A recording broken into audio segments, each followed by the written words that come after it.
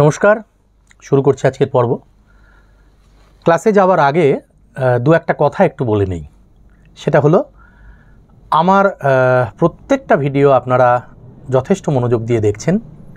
আমার দর্শকের সংখ্যা বেড়েছে, আমার চ্যানেলের সাবস্ক্রাইবারের সংখ্যা বেড়েছে এবং অসংখ্য মানুষ বিভিন্ন বয়সের নিয়মিত আমার সাথে যোগাযোগ করছেন এবং তাদের মতামত, আমার ভিডিও সংক্রান্ত তাদের চিন্তাভাবনা, তাদের কোয়ারিজ, এই সব কিছু আমি নিয়মিত পাচ্ছি এবং আমি খুব আনন্দিত এবং কৃতজ্ঞ। এবার বলি,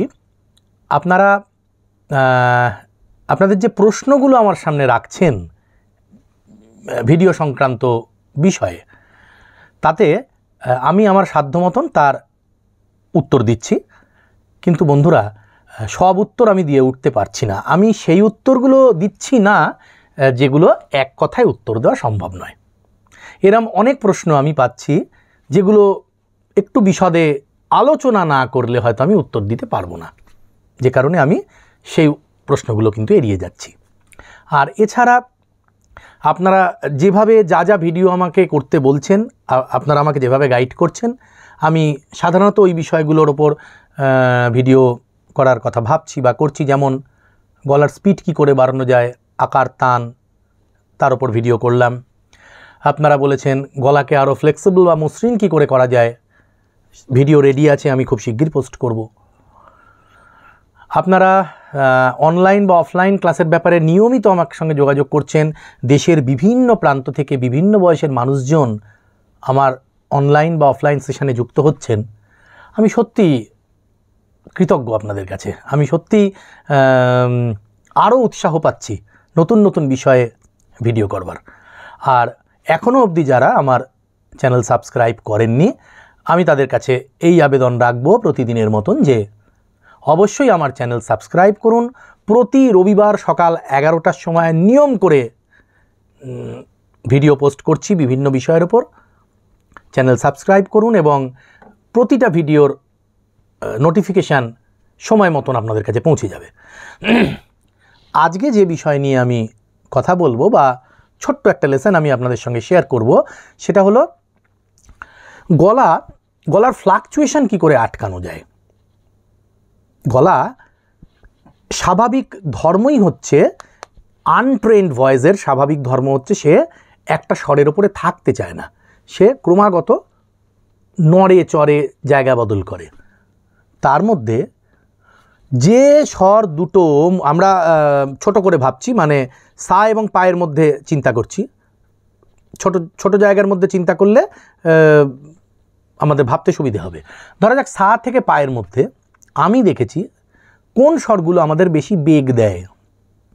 যেমন করিমায় দাঁড়াতে গেলে সে গলা শুদ্ধমায় পঞ্চমে ঢুকে যায়, পায়ে উঠে যায়, শার্প হয়ে যায়।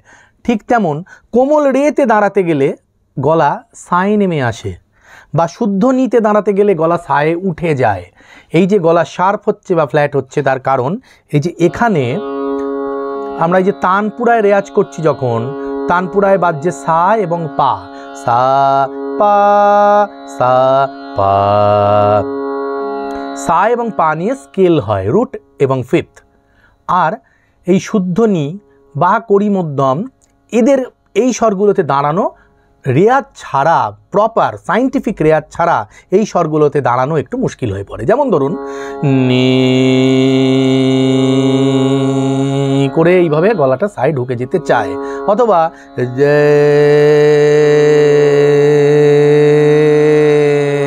করে সাই নেমে আসতে চায়, কিংবা মা মা করে সার্প হয়ে পায়ে ঢুকে যেতে চায়। কারণ আমার কানে সর্বক্ষণ সা এবং পা রয়েছে। এই সা এবং পাকে কানে নিয়েই কিভাবে আমরা, অর্থাৎ তানপুরার মাধ্যমে কিভাবে আমরা এই স্বরগুলোর স্বরচ্যুতিকে অ্যাভয়েড করতে পারি, এক। দ্বিতীয় হচ্ছে, তানপুরায় রেয়াজ নয়, কিন্তু রেয়াজ হারমোনিয়ামকে সঙ্গে নিয়েই, হারমোনিয়ামের রেফারেন্সে গলা লাগিয়ে ফাইনালি আমাদের গলায় এই স্বরগুলো আমরা পাকাপাকি এমনভাবে বসাবো যাতে স্বরচ্যুতি ঘটবে না। এই স্বরগুলোতে আমরা পার্মানেন্টলি দাঁড়াতে পারবো। আমি প্রথমে যে রেয়াজটা দেখাবো সা থেকে পায়ের মধ্যে, খুব স্বাভাবিক, এটা ক্রোম্যাটিক প্র্যাকটিস হবে, অর্থাৎ সা কোমল রে শুদ্ধ রে কোমল গা শুদ্ধ গা মা করিমা পা প্রত্যেকটা স্বরকে নিয়েই হবে। কিন্তু মজার কথা হলো আমি সা আর পাকে সম্পূর্ণ অ্যাভয়েড করে আমি এই রেয়াজটা দেখাবো। সা আর পা বাজবে আর আমার বেস নোট হবে, মানে যে দুটো স্বরের ওপর বেস করে আমি আমার বেস এবং টপ, বেস নোট এবং টপ নোট থাকবে শুদ্ধ নি এবং করিমা, অর্থাৎ সা আর পা আছে তানপুরায়, শুদ্ধ নি এবং করিমার মধ্যে আমি একটা distance practice, distance chromatic practice দেখাবো। দাবি করে বলছি, রেয়াজ করুন, স্বরচ্যুতি গায়েব হয়ে যাবে।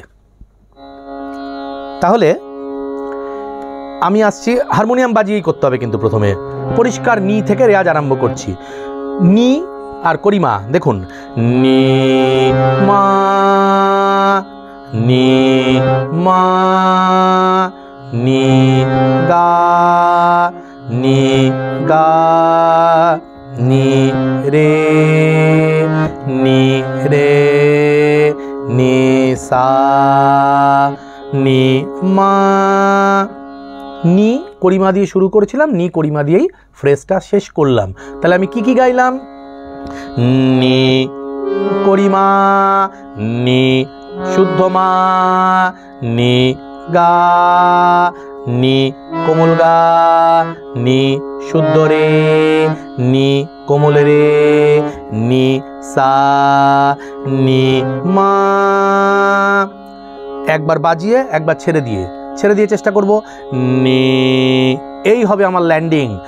নি, এখানে আমি আজীবন এইভাবে দাঁড়িয়ে থাকতে পারবো, গলা এতটুকু কাঁপবে না। এমনই হবে রেয়াজ, এমনই হবে আমার অ্যাপ্রোচ। নি মা নি মা নি গা নি গা নি রে নি রে নি সা নি মা। গোটা গোটা এবং স্পষ্ট উচ্চারণে ভয়েস থ্রো করতে হবে, অর্থাৎ আমার স্বরের যে প্রক্ষেপণ তা স্পষ্ট এবং বলিষ্ঠ হওয়া চাই।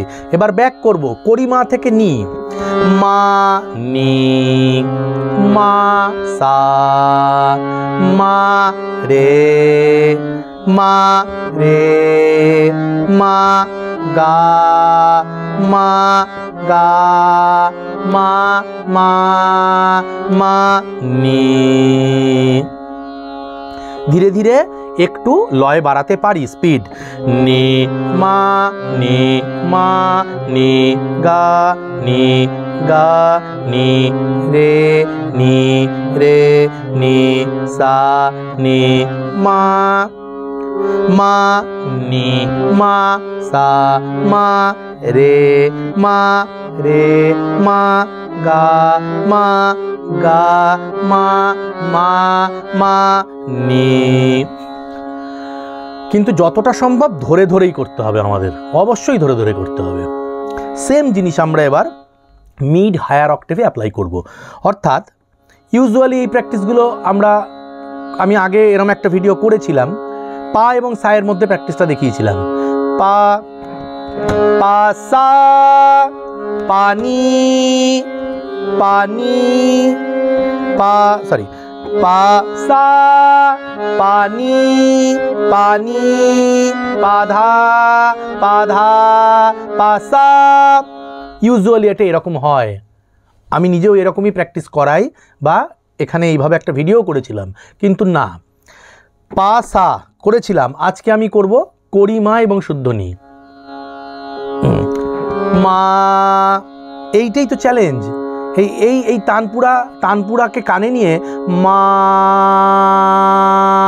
দাঁড়ানো, মা এটা রেয়াজের মাধ্যমে আনতে হবে গলায়।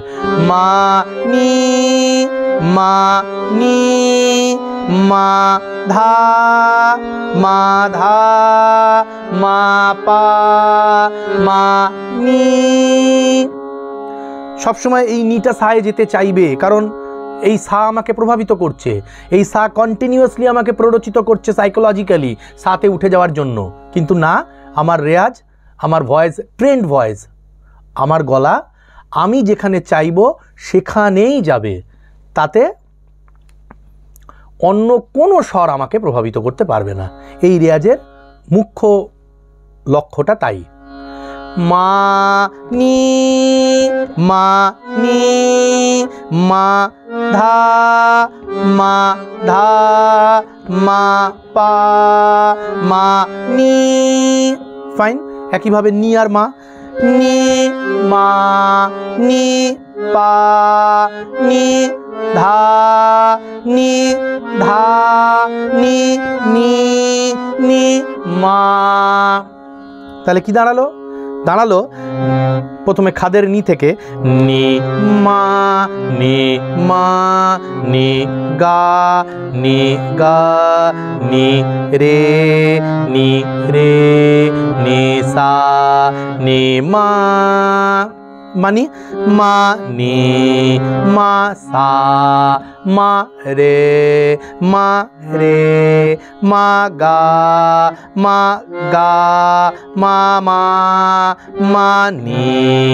হয়ে গেল। এবার মিড হায়ার অক্টেভ করিমা এবং নি। আমি এইমাত্র দেখালাম, আবার একবার দেখাচ্ছি যাতে আমার সাথে আপনারা প্রয়োজনে করুন, প্রয়োজনে ভিডিও পজ করে লিখে নিন। যদিও স্ক্রিনে আপনারা পাচ্ছেন এর নোটেশনটা, সেটাও দেখুন। প্রয়োজনে ভিডিও পজ করুন, করে নোটেশনটা লিখে নিন, বা আমার সঙ্গে সঙ্গে করুন। কিন্তু এই ভিডিও স্কিপ করে গেলে এই লেসনের কিন্তু মূল এসেন্সটা থেকে আপনারা সরে যাবেন। ওই জন্য আমি বলবো সম্পূর্ণ ভিডিও অত্যন্ত মন দিয়ে দেখতে হবে। এবার করিমা এবং নি।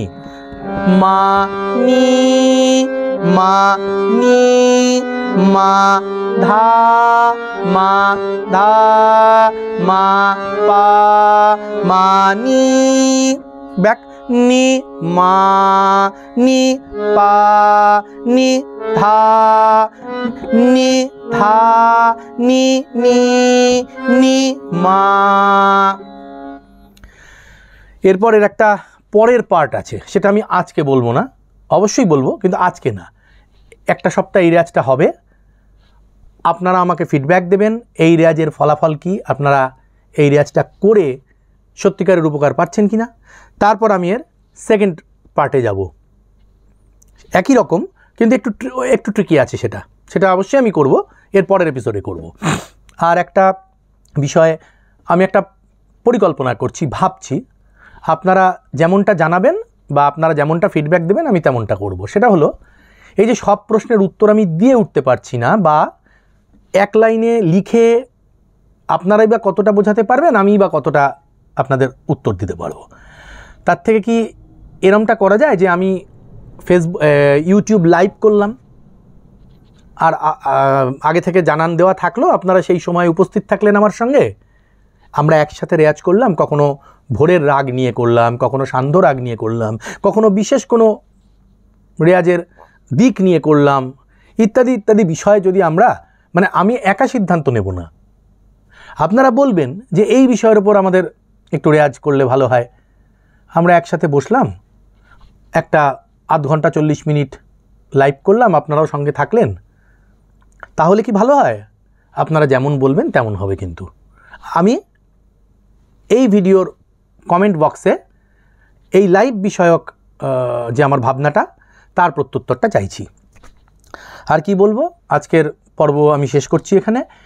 আপনারা যেভাবে আমার পাশে আছেন, যেভাবে প্রকৃত রেয়াজের যে মানসিকতা আস্তে আস্তে আস্তে আস্তে ডেভেলপ করছে আমাদের সবার মধ্যে, সেটাই যেন বজায় থাকে।